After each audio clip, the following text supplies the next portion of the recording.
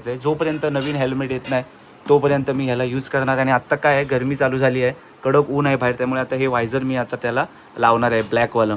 कारण ह्याचंच आहे ते, हे सध्या मी ते व्हाईटवालं लावलेलं, पण आता मला हे ब्लॅकवालं लावायचं आहे. कारण नेक्स्ट जेव्हा मी जाणार आहे ना, तर तिकडे मला कडक ऊन भेटेल. बाकी बिटालिन गार्लिंग म्हणजे हे भेटतं, बिटालिन नावाचं एक लिक्विड आहे, असं लाल कलरचं असतं. बिटालिन गार्गल ना, बिटाडिन गार्गलचं एक लिक्विड भेटतं ना, तर ते पाण्यात टाकून असं गुळण्या गेल्या ना की थोडंसं रिलीफ भेटेल मला उद्यापर्यंत.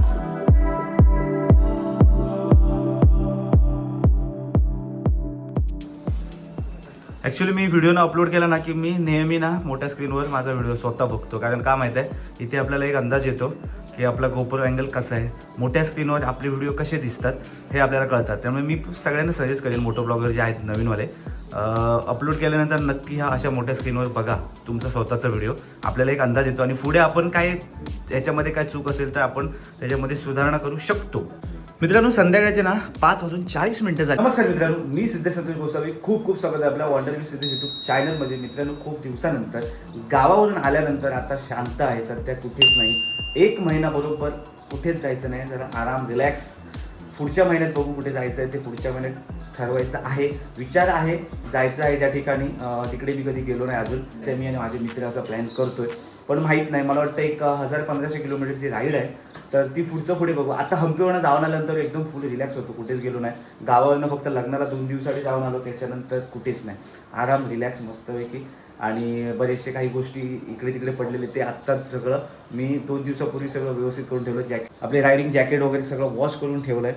आता खास हा व्हिडिओ तुमच्यासाठी काम येत आहे. मला फक्त माझे जे मित्र आहेत, माझे जे फॉलोअर्स आहेत, यूट्यूब फॅमिली आहे, जे आता माझ्यानंतर जे कोण हम्पीला जातील त्यांनी हा व्हिडिओ नक्की बघा. कारण आपण मिडल क्लास फॅमिलीमधली लोक आहोत, तर आपण कुठे प्रवासाला लांब जेव्हा जातो ना, तेव्हा आपण बजेट बघतो की बाबा मेन म्हणजे पैसा किती लागतो. तर त्या बजेटचाच हा एक व्हिडिओ आहे की हम्पी राईडला किती खर्च येईल तुम्हाला, जास्तीत जास्त कमीत कमी करून, म्हणजे कमीत कमी खर्चामध्ये तुम्ही किती एन्जॉय करू शकता ना, हे मी केलेलं आहे. आणि ते बरोबर 1 हप्त्यामध्ये. बरोबर हम्पी राईड ना माझी 1 हप्त्याची होती. बरोबर 1 हप्ता पूर्ण हम्पी फिरलं, गोकर्ण मुर्डेश्वर करून आम्ही कोकणात जाऊन गोवा करून सगळं करून आम्ही मुंबईला आलो. 1 हप्ता बरोबर मला 13,500 रुपये खर्च आला हम्पी राईडला. तर तो कसा आला मी तुम्हाला नक्कीच सांगतो. पहिले आधी चहा पिऊन घेतो गरमागरम, कारण आपली मिसेस गरमागरम चपाती बनवते इकडे. कारण तिला धावपळ आहे, थोडी ड्युटीवर जायचं आहे, त्यामुळे इकडे धावपळ चालू आहे. मी तुम्हाला इथे का घेऊन आलो माहीत आहे, आता हा हेल्मेटला थोडं मला आराम द्यायचा आहे. ह्या हेल्मेटला खूप झालं आता, खूप म्हणजे लाईफ संपली. ॲक्च्युली प्रत्येक वस्तूची एक लाईफ असते, ती ह्याची संपलेली आहे. त्यामुळे आता ह्याचा रिलॅक्स नाही तर याला काढून टाकणार. आता सगळं याचं इंटरकॉम वगैरे इकडे ह्याला फिट करायचं आहे. जोपर्यंत नवीन हेल्मेट येत नाही तोपर्यंत मी ह्याला यूज करणार. आणि आत्ता काय आहे, गरमी चालू झाली आहे, कडक ऊन आहे बाहेर, त्यामुळे आता हे वायझर मी आता त्याला लावणार आहे ब्लॅकवालं. कारण ह्याचंच आहे ते, हे सध्या मी ते व्हाईटवालं लावलेलं, पण आता मला हे ब्लॅकवालं लावायचं आहे. कारण नेक्स्ट जेव्हा मी जाणार आहे ना, तर तिकडे मला कडक ऊन भेटेल. बाकी रायडिंग गिअर वगैरे क्लीन ठेवलेले आहेत रोज. ॲक्च्युली हे सगळं ना, रायडिंग गिअर जेव्हा जातो ना आपण लांब कुठेतरी, हे धुळीने एकदम खराब होतं आहे बघा. मग त्याच्यामधले आर्मर काढा, धुवा, लई त्रास होतो. यावेळी मी काय केलं, ह्यालाच यूज करणार आहे नेक्स्ट राईडला. कारण आता एकदा ह्याला यूज करायचा आणि मग ह्याला आराम द्यायचा रायनॉक्सचं. त्यामुळे ह्याला वॉश केलं मस्तपैकी आणि सगळं आता व्यवस्थित ठेवलेलं आहे. फक्त आता जेव्हा जाणार तेव्हा मी सगळं एक एक गोष्टी काढणार आहे. दुधाचीच आहे, ठीक आहे, चल. मला पाहिजे कुठली ही मला दे. ओ हो हो हो हो हो, गरमागरम चाय चाय चाय चाय चाय, गरमागरम चहा. ॲक्च्युली काय आलं माहिती आहे, सर्दी झाली आहे मला. सर्दी एवढी नाही, पण माहीत नाही कालपासून ना एकदम घशामध्ये ना असं हे केलं ना की एकदम दुखते आणि एकदम लाल लाल झाली. ते बघा इथे थंड जे पिलं आहे ना, सगळं थंड पाणी, थंड कोल्ड्रिंक वगैरे ते सगळं आता बाहेर पडते. त्यामुळे एकदम लई त्रास झाला. सकाळी मला उठायलाच भेटलं नाही, त्यामुळे मी सुट्टी घेतली. त्यामुळे आता थोडंसं बरं वाटतं. तर ते आता लिक्विड आणायचं आहे, ते लिक्विड भेटतं, त्याचं काहीतरी नाव, काय नाव आहे ते, बिटालिन गार्लिंग म्हणजे हे भेटतं. बिटालिन नावाचं एक लिक्विड आहे, असं लाल कलरचं असतं. बिटालिन गार्गल ना, बिटाडिन गार्गलचं एक लिक्विड भेटतं ना, तर ते पाण्यात टाकून असं गुळण्या गेल्या ना की थोडंसं रिलीफ भेटेल मला उद्यापर्यंत. आता थोडंसं, कारण गरम पाणी खूप पिलं पण काय झालं नाही त्याने.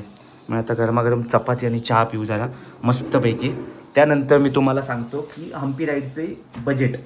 ॲक्च्युली हा माईक ना खूप मला बऱ्याच दिवसांनी बाहेर काढला आहे. त्यामुळे आता मी हे बघितलं नाही बघा, वरचं ह्याचं ही जी ग्लास होती काच ती कुठेतरी निघाली.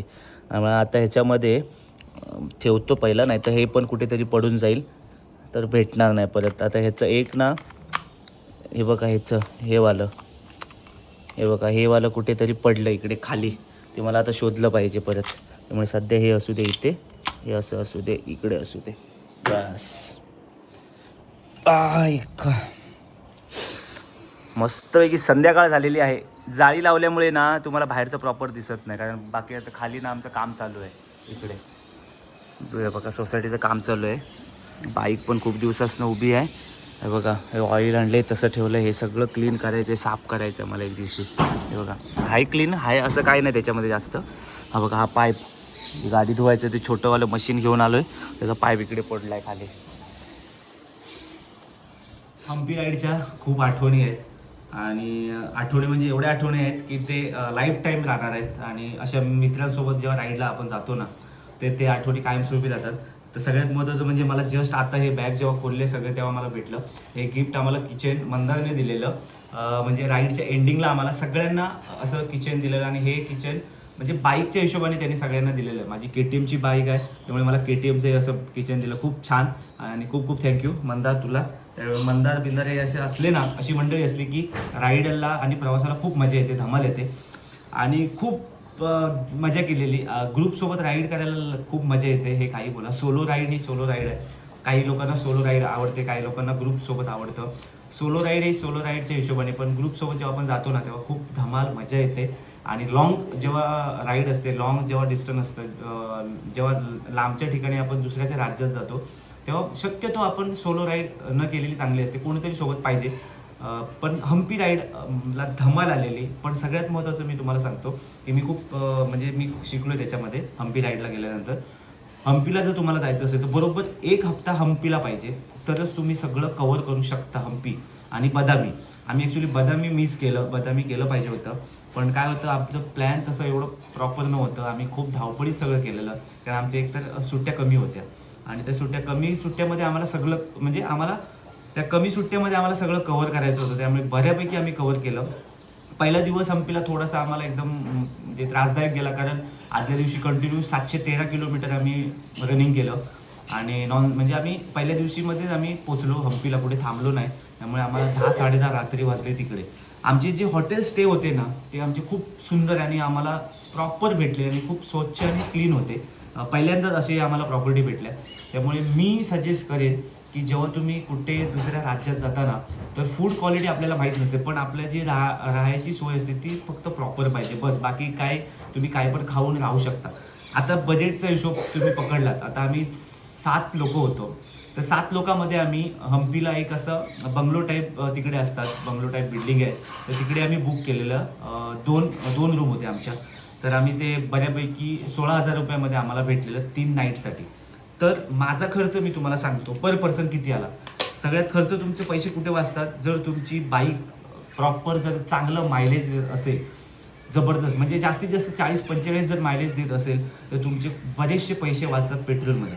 दुसरी गोष्ट, जास्त ग्रुप जर मोठा असला, 7 लोक, 8 लोक, 10 लोक, तर आपल्यामध्ये काय होतं, राहायचे खर्चामध्ये खूप कमी पैसे लागतात. म्हणजे मला वाटतं पर पर्सन काहीतरी आम्हाला 1400-1300 रुपये आले हम्पीला. त्याच्यामुळे तो एक खर्च वाचला. आपला पैसा जास्त कुठे जातो, एक तर खाण्यात पैसा जास्त जातो, कारण आपली काही पोरं अशी आहेत की ती कुठे काय भेटलं चांगलं की तुटतात एकदम त्याच्यामुळे खाण्यामध्ये पैसा आमचा खूप गेला. जर त्याच्यावर कंट्रोल असेल तुमचं तर तो पण पैसा वाचू शकतो. पण आपण बाहेरच्या राज्यात गेल्यानंतर आपण काय करतो, जाऊ दे चला, हे तर रोज खातो आपण, हे खाऊ ते खाऊ, त्यामुळे खाण्यात तर पैसा जातोच जातो.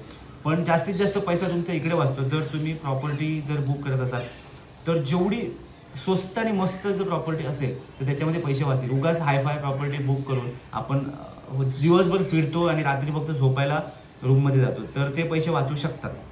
तर माझा 13,500 खर्च का आला मी तुम्हाला सांगतो. मला बरोबर माझी जी टोटल रनिंग झाली बाईक, ती बरोबर 2,000 प्लस झाली. म्हणजे 2010-2020 असे काहीतरी किलोमीटर झाले माझे, म्हणजे डोंबिवलीला रिटर्न येईपर्यंत. हम्पी टू पूर्ण हम्पी फिरलो, त्याच्यानंतर मुर्डेश्वर गोकर्ण केलं, गोकर्ण गोव्याला गेलो, गोव्यावरून मालवण करत मुंबई गोवा हायवेने आम्ही परत मुंबईला आलो.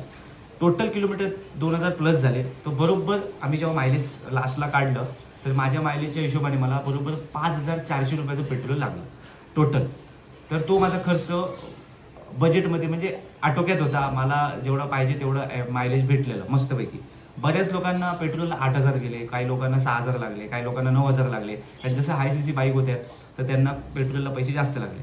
त्याच्यानंतर माझं सगळा टोटली खर्च पकडून म्हणजे खाण्याचा, त्याच्यानंतर राहणे वगैरे सगळं पकडून म्हणजे ₹1 ₹2 जे पण असेल ते सगळं पकडून बरोबर 13,500 रुपये खर्च झाला माझा. मला 13,500 रुपयामध्ये ही राईड मला पूर्ण झाली. मला एवढं म्हटलं भारी वाटलं की मला आम्ही तेव्हा कॅल्क्युलेशन करतच नव्हतं. फक्त आपण काही खर्च करत असतो आणि म्हणजे राईडच्या शेवटच्या दिवशी आम्ही सगळं बघत असतो.